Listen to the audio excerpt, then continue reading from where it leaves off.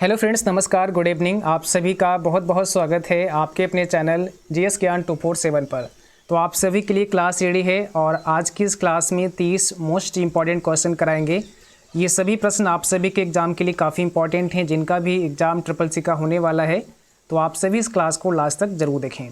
तो चलिए स्टार्ट करते हैं। जो भी बच्चे क्लास में आ चुके हैं, आप सभी सबसे पहले क्लास को शेयर कर दो ताकि और भी बच्चे और भी साथी इस क्लास को ज्वाइन कर सकें। तो आज का सबसे पहला प्रश्न आपको बताना है IMEI नंबर कितने डिजिट का होता है। मीन्स जो IMEI नंबर होता है वो कितने अंक का होता है। ऑप्शन में है 15, 13, 312 या फिर 10। तो इसमें कौन सा आपका सही जवाब है, कमेंट बॉक्स में बताना है। IMEI नंबर कितने डिजिट का होता है। तो यहाँ पर आपका सही जवाब है ऑप्शन ए 15।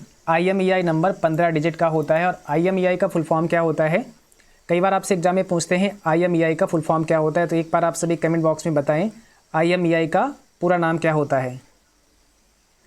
इसका फुल फॉर्म होता है इंटरनेशनल मोबाइल इक्विपमेंट आइडेंटिटी। ठीक है, याद रखना है। क्वेश्चन नंबर सेकंड में पूछा गया है QR कोड अधिकतम कितने डिजिट का होता है, यानी कि जो QR कोड होता है मैक्सिमम कितने डिजिट का होता है। यहाँ पे कौन सा आपका राइट आंसर है। क्वेश्चन नंबर सेकंड आप सभी के सामने है। और जो भी बच्चे क्लास में आ चुके हैं, आप सभी क्लास को एक बार शेयर कर दें ताकि और भी बच्चे और भी साथी इस क्लास को ज्वाइन कर सकें। तो यहाँ पर सही जवाब है ऑप्शन पहला 7089। और कई बार आपसे पूछेंगे QR का फुल फॉर्म क्या होता है। तो QR का मतलब होता है क्विक रिस्पॉन्स कोड। ठीक है, QR कोड को किसने डेवलप किया, तो डेंसो बैब के द्वारा इसे डेवलप किया गया 1994 में।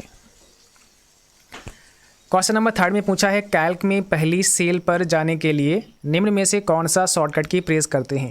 कैल्क में अगर आप पहली सेल पर जाना चाहते हैं तो कौन सी शॉर्टकट की आपको प्रेस करनी होती है। कैल्क एक स्प्रेडशीट प्रोग्राम है लिब्रे ऑफिस का। अगर आप कैल्क में पहली सेल पर जाना चाहते हैं तो आपको कंट्रोल के साथ में होम प्रेस करना होता है, कंट्रोल होम। क्वेश्चन नंबर अगला आपको बताना है पेज ब्रेक करने के लिए निम्न में कौन सी शॉर्टकट की प्रेस करते हैं। पेज ब्रेक करना है तो कौन सी शॉर्टकट की आप इस्तेमाल करेंगे। पेज ब्रेक का मतलब क्या होता है, जिस पेज में आप लिख रहे हैं वहाँ से पेज आपका टूट जाता है और दूसरा पेज आपको मिल जाता है। तो पेज ब्रेक अगर आपको करना है, इसके लिए कंट्रोल के साथ में आपको एंटर प्रेस करना होता है। ठीक है, कंट्रोल के साथ में एंटर जैसे ही प्रेस करेंगे तो आपका पेज ब्रेक हो जाएगा, आप दूसरे पेज पर आ जाएंगे। राइटर प्रोग्राम में एक नया टेम्पलेट इंसर्ट करने के लिए निम्न में से कौन सी शॉर्टकट की इस्तेमाल की जाती है। अगर आप राइटर प्रोग्राम में एक टेम्पलेट इंसर्ट करना चाहते हैं तो इसके लिए क्या शॉर्टकट की होती है।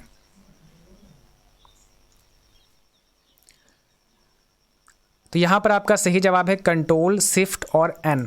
राइटर प्रोग्राम में अगर आप एक नया टेम्पलेट लेना चाहते हैं तो कंट्रोल शिफ्ट N आपको प्रेस करना होगा और इससे आपको एक टेम्पलेट इंसर्ट हो जाएगा। अगर आप मेनू के माध्यम से करना चाहते हैं तो आपको फाइल मेनू पे आना होगा और फाइल मेनू में आकर के न्यू कमांड पर आपको क्लिक करना होगा। वहाँ से आप एक नया टेम्पलेट इंसर्ट कर सकते हैं। एक्सेल में एक नई वर्कशीट बनाने के लिए कौन सी शॉर्टकट की इस्तेमाल करते हैं। अगर आप एक्सेल में एक वर्कशीट बनाना चाहते हैं तो इसके लिए क्या शॉर्टकट की होती है। एक्सेल में जो डिफ़ॉल्ट वर्कशीट आपको मिलती हैं वो 3 मिलती हैं। और अगर आप एक नई वर्कशीट जोड़ना चाहते हैं तो उसके लिए क्या शॉर्टकट की इस्तेमाल करते हैं। तो यहाँ पर हो जाएगा option number D shift alt और F1। जैसे ही आप शिफ्ट अल्ट और F1 प्रेस करते हैं तो एक और वर्कशीट ऐड हो जाती है। अगला क्वेश्चन पूछा गया है निम्न में कौन सी पहली AI प्रोग्रामिंग भाषा है। फर्स्ट AI प्रोग्रामिंग भाषा यानी कि पहली आर्टिफिशियल इंटेलिजेंस लैंग्वेज कौन सी है। और कई बार आपसे पूछते हैं कि आर्टिफिशियल इंटेलिजेंस के जनक किसे कहा जाता है। तो याद रखना है जॉन मैकार्थी AI का जनक कहा जाता है। और यहाँ पर आपसे पूछिए पहली AI प्रोग्रामिंग भाषा कौन सी है, तो ऑप्शन पहला है लिस्प, जिसे कहते हैं list processing. Question number next में पूछा गया है 3D का पूरा नाम क्या होता है। 3D का फुल फॉर्म आपको बताना है। तो यहाँ पर सही जवाब हो जाएगा ऑप्शन बी 3 डायमेंशनल होगा 3D का फुल फॉर्म। ठीक है, 3 डायमेंशनल। 2D अगर पूछें तो 2 डायमेंशनल। कैल्क में किसी सेल में टाइम इंसर्ट करने की शॉर्टकट की क्या होती है। अगर आप किसी सेल में टाइम इंसर्ट करना चाहते हैं, करंट टाइम देखना चाहते हैं, तो कैल्क में कौन सी आपको शॉर्टकट की प्रेस करनी होती है। करंट टाइम अगर इंसर्ट करना है तो कंट्रोल शिफ्ट के साथ में सेमीकोलन आपको प्रेस करना होता है, ठीक है। ऑप्शन बी यहाँ पे राइट आंसर है। अगला क्वेश्चन आपको बताना है, निम्न में किस कंप्यूटर भाषा को वाणिज्यिक कार्यों के लिए इस्तेमाल किया जाता है। वाणिज्यिक कार्यों के लिए किस कंप्यूटर भाषा को इस्तेमाल किया जाता है। ऑप्शन दिया है फोर्ट्रान, कोबॉल, बेसिक या फिर पास्कल।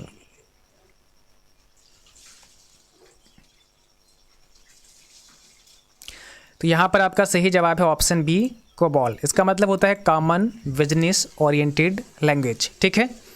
क्वेश्चन नंबर नेक्स्ट में बताना है, लिब्रे ऑफिस राइटर में सेव एज करने की शॉर्टकट की निम्न में से क्या होती है। आप सेव एज किस शॉर्टकट की के माध्यम से कर सकते हैं। तो सेव एज के लिए कंट्रोल शिफ्ट और एस प्रेस करते हैं। ऑप्शन बी है यहाँ पर, कंट्रोल शिफ्ट और एस से आप सेव एज कर सकते हैं। सेव करने के लिए कंट्रोल एस इस्तेमाल करते हैं। अगला क्वेश्चन पूछा गया है, लिब्रे ऑफिस इम्प्रेस की एक स्लाइड में किसी वीडियो फाइल को इंसर्ट करने के लिए किस मेनू का चुनाव करना होता है। लिब्रे ऑफिस इम्प्रेस की एक स्लाइड में, अगर आप इम्प्रेस की स्लाइड में कोई भी वीडियो फाइल इंसर्ट करना चाहते हैं तो आप किस मेनू में जा कर के वीडियो फाइल को इंसर्ट कर सकते हैं।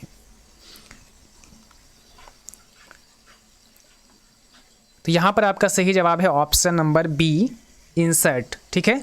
इंसर्ट में जाकर के आप वीडियो फाइल को इंसर्ट कर सकते हैं लिब्रे ऑफिस इम्प्रेस में। और लिब्रे ऑफिस इम्प्रेस क्या है। लिब्रे ऑफिस इम्प्रेस एक प्रकार का प्रेजेंटेशन प्रोग्राम है लिब्रे ऑफिस का, जैसे आपका पावर पॉइंट है एमएस ऑफिस का। अगला क्वेश्चन पूछा है, इम्प्रेस में रूलर के लिए कौन सी शॉर्टकट की इस्तेमाल करते हैं। रूलर को हाइड या फिर अनहाइड करने के लिए आप कौन सी शॉर्टकट की इस्तेमाल करेंगे, या किस शॉर्टकट की के माध्यम से रूलर को हाइड कर सकते हैं, या आपसे पूछा जा सकता है कि किस शॉर्टकट के माध्यम से आप रूलर को अनहाइड कर सकते हैं। तो यहाँ पर सही जवाब है control shift R. Control shift R से आप रूलर को हाइड और अनहाइड कर सकते हैं। अगला क्वेश्चन पूछा है, इम्प्रेस के किस व्यू में आपको एक साथ सभी स्लाइड दिखाई देती हैं। जितनी भी स्लाइड आपने बनाई हैं वो सभी एक पेज पर आपको दिखाई देती हैं। कौन से व्यू में, इम्प्रेस के किस व्यू में, स्लाइड सॉर्टर व्यू में, आउटलाइन, नोट्स में या फिर ऑल ऑफ दीज। तो यहाँ पर सही जवाब है slide sorter view. Slide sorter view में आपको सभी स्लाइड्स एक ही पेज पर दिखाई देती हैं। अगला क्वेश्चन पूछा है, इम्प्रेस के मास्टर स्लाइड में डाली गई एक इमेज सभी स्लाइड पर नजर आएगी, ट्रू है कि फॉल्स। अगर आप मास्टर स्लाइड में कोई भी इमेज इंसर्ट करते हैं या कोई भी ऑब्जेक्ट इंसर्ट करते हैं तो क्या वो सभी स्लाइड पर आपको दिखाई देगा या फिर एक ही स्लाइड पर आपको दिखाई देगा। तो यहाँ पर ऑप्शन पहला करेक्ट है, ट्रू। यानी कि अगर आप इम्प्रेस के मास्टर स्लाइड में कोई भी इमेज को इंसर्ट करते हैं तो वो आपको सभी स्लाइड पर नज़र आती है, ठीक है। अगला क्वेश्चन है, इम्प्रेस में आप प्रत्येक स्लाइड ट्रांजिशन के लिए अलग अलग समय निर्धारित कर सकते हैं। जो भी स्लाइड ट्रांजिशन आपने इफेक्ट दिए हैं उनके लिए आप अलग अलग समय निर्धारित कर सकते हैं। क्या ये सही है। तो बिल्कुल सही है, ऑप्शन पहला यहाँ पे करेक्ट है, ठीक है। आप अलग अलग ट्रांजिशन के लिए अलग अलग समय निर्धारित कर सकते हैं। लिब्रे ऑफिस इम्प्रेस में नेविगेटर ओपन करने की शॉर्टकट की क्या होती है, और ये काफ़ी इंपॉर्टेंट क्वेश्चन है, कई बार एग्जाम में पूछा गया है। लिब्रे ऑफिस इम्प्रेस में नेविगेटर ओपन करने की शॉर्टकट की क्या होती है। तो यहाँ पर आपका सही जवाब है कंट्रोल शिफ्ट और F5। याद रखना है, कंट्रोल शिफ्ट और F5 से नेविगेटर ओपन कर सकते हैं लिब्रे ऑफिस इम्प्रेस में। यही अगर आपसे लिब्रे ऑफिस राइटर या फिर कैल्क में पूछें तो केवल आपको F5 प्रेस करना होता है नेविगेटर को ओपन करने के लिए, ठीक है। यहाँ पर कंट्रोल शिफ्ट F5 आपका राइट आंसर है। क्वेश्चन अगला पूछा गया है, यूपीआई का पूरा नाम क्या होता है। फुल फॉर्म आपको बताना है यूपीआई का। तो यहाँ पर सही जवाब है यूनिफाइड पेमेंट्स इंटरफेस। ऑप्शन पहला करेक्ट है, यूनिफाइड पेमेंट्स इंटरफेस। अगला क्वेश्चन बताना है, DES का पूरा नाम क्या होता है। DES का फुल फॉर्म आपको बताना है, इसमें कौन सा राइट आंसर है। यहाँ पर हो जाएगा डेटा इनक्रिप्शन स्टैंडर्ड। DES का फुल फॉर्म होता है data encryption standard. Question number देखिए अगला पूछा है, DVD का फुल फॉर्म क्या होता है। DVD का पूरा नाम आपको बताना है, इसमें कौन सा राइट आंसर है। तो यहाँ पर सही जवाब है digital versatile disc, digital video drive, digital direct versatile disc और एन ऑफ दीज। इसमें सही जवाब है आपका डिजिटल वर्सेटाइल डिस्क। ऑप्शन पहला करेक्ट है, डिजिटल वर्सेटाइल डिस्क। और कई बार आपको मिलेगा डिजिटल वीडियो डिस्क, अगर आपको डिजिटल वीडियो डिस्क भी मिलता है तो वो भी करेक्ट आंसर है। तो यहाँ पर डिजिटल वर्सेटाइल डिस्क आपका राइट आंसर है। अगला क्वेश्चन पूछा है इक्वल फ्लोर 24, 7 का मान कितना होगा। ठीक है, तो यहाँ पर बताइए कौन सा राइट आंसर है 21 में। तो यहाँ पर आपका सही जवाब है 21, ऑप्शन नंबर बी। और ये सभी फार्मूले हमने आपको सिखा रखे हैं, अलग से पढ़ा रखे हैं, तो इसका लिंक डिस्क्रिप्शन में मिल जाएगा, जहाँ से आप ये सभी फार्मूले पढ़ सकते हैं, सीख सकते हैं। यहाँ पर फ्लोर दिया गया है 24 और 7, तो 7 से आपको डिवाइड करना है 24 को। मीन्स अगर आप देखेंगे तो 24 के नीचे 23, 22, 21, 20, इसमें ऐसी वो कौन सी संख्या है जो 7 से पूरी तरह से डिवाइड हो जाएगी। तो 24 के बाद में 21 ऐसी वो संख्या है जो 7 से डिवाइड होगी, और वही आपका आंसर होगा। यानी कि यहाँ पर इसका मतलब ये है कि 24 जो आपका दिया है, पहली वैल्यू दी है, दूसरी वैल्यू से आपको डिवाइड करना है और वो संख्या निकाल के लानी है जो इसके बाद पूरी तरह से विभाजित हो। तो 24 के बाद अगर आप देखेंगे 21 7 से पूरी तरह से विभाजित हो जाएगी। क्वेश्चन दिया है प्रोडक्ट 3, 4, 5 का मान कितना होगा। तो यहाँ पर प्रोडक्ट आपको पता है क्या होता है, प्रोडक्ट से क्या होता है, और यहाँ पर 3, 4, 5 है, तो इसकी वैल्यू आपको बतानी है। अगर आपको मल्टीप्लाई करनी है तो प्रोडक्ट यूज़ करते हैं, तो यहाँ पर हो जाएगा बी, है ना, ऑप्शन आपका बी करेक्ट होगा। यहाँ पे 60 आपका आंसर हो जाएगा। 3 और 4 की मल्टीप्लाई, उसके बाद में 5, 3, 4 और 5 की मल्टीप्लाई करेंगे, 3 चक्कू 12, 12 पंचे 60, यानी कि ऑप्शन बी आपका राइट आंसर है। क्वेश्चन देखिए, यूएसएसडी का फुल फॉर्म निम्न में से क्या होता है। यूएसएसडी का फुल फॉर्म क्या होता है। अनस्ट्रक्चर्ड सप्लीमेंट्री सर्विस डाटा होता है, तो ऑप्शन पहला यहाँ पे करेक्ट है, unstructured supplementary service data. Calc में किसी कॉलम की बाय डिफ़ॉल्ट चौड़ाई कितनी होती है। किसी कॉलम की डिफ़ॉल्ट चौड़ाई कैल्क प्रोग्राम में आपको बतानी है कितनी होती है। तो यहाँ पर हो जाएगा 0.89 इंच, याद रखना है 0.89 इंच होती है कैल्क में कॉलम की डिफ़ॉल्ट चौड़ाई। और अगर आप रो की हाइट की बात करें तो 0.18 हो जाएगा आपका। ठीक है, याद रखना है।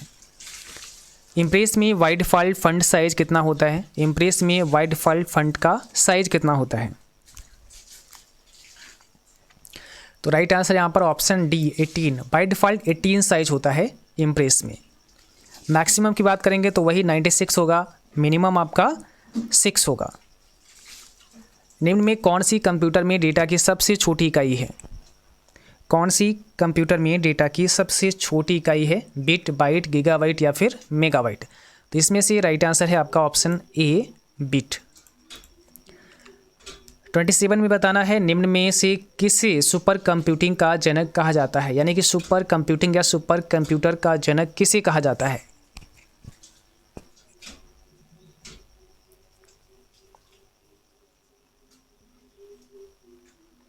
तो यहाँ पर आपका सही जवाब क्या हो जाएगा, ऑप्शन ए, सीमोर क्रे। ठीक है, यहाँ पर सीमोर क्रे हो जाएगा। और यहाँ पे पूछा ये गया है कि निम्न में से किसे सुपर कंप्यूटिंग का जनक कहा जाता है। ध्यान रखना है सुपर कंप्यूटिंग है, तो सुपर कंप्यूटिंग का जनक सीमोर क्रे को कहा जाता है। निम्न में कौन सा एक ऑपरेटिंग सिस्टम का नहीं है, मीन्स कौन सा एक ऑपरेटिंग सिस्टम नहीं है।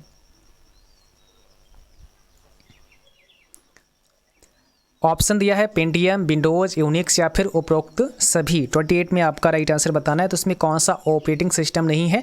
ऑप्शन पहला है ये ऑपरेटिंग सिस्टम नहीं है। बाकी विंडोज़, यूनिक्स ये सभी क्या हैं, ऑपरेटिंग सिस्टम के एग्जाम्पल हैं। वह कौन सा नेटवर्क था जो इंटरनेट का आधार बन गया। मीन्स सबसे पहला नेटवर्क आपको बताना है कौन सा था जहाँ से इंटरनेट की शुरुआत हुई।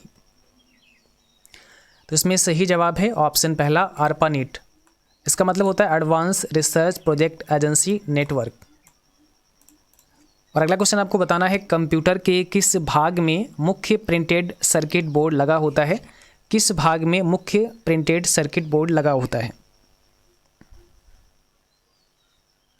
तो इसमें सही जवाब है ऑप्शन पहला, मदरबोर्ड। ठीक है, ऑप्शन नंबर ये आपका करेक्ट होगा, मदरबोर्ड।